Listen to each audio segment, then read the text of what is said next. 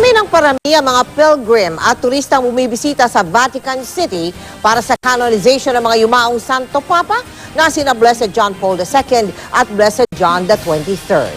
At isa sa kanilang mga dinadayo ay ang tomb o buntod ni Blessed John Paul II. Mula mismo sa Vatican, katutok si Jessica Soho.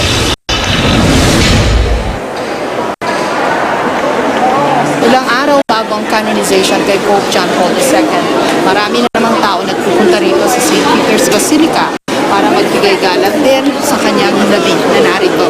Nasa isang special corner. Hindi pa man idinedeklarang santo si Blessed Pope John Paul II, marami na ang nagdarasal sa kanya sa espesyal na sulok na nakalaan para sa kanyang tomb. Dito rin nakalibing ang iba pang yumaong Santo Papa. Ang isa sa kanila, ika-canonize din sa linggo bilang santo.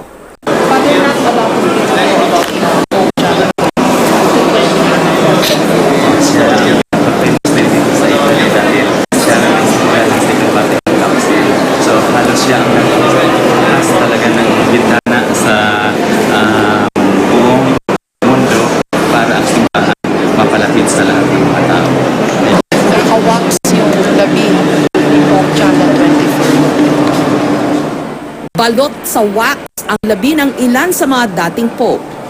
Ayon kay Father Jess Daha, Pilipinong paring narito sa Vatican, baka ganito rin daw ang gawin sa labi ni Pope John Paul II sa loob ng 5 taon.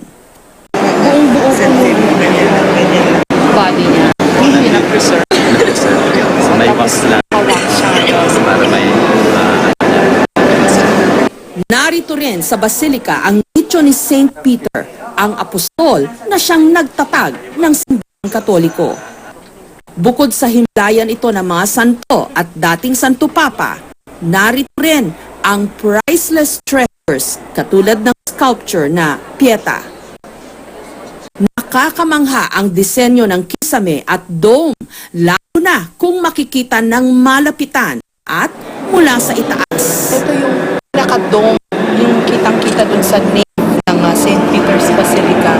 This is the view from up here. At kung dito, at kahit sa baba, ang itsura niya ay parang painting. Actually, mosaic siya. So nakakamangha kung paano siya nabuo, paano nabuo yung napakagagandang painting na yan, na paano nila binuo piece per piece para magmukhang artwork. Pwede ring akyatin ang itaas na bahagi kung saan nakakalula naman ang ganda ng view. At dito sa itaas na bahagi ng St. Peter's Basilica, magtatapos ang ating tour.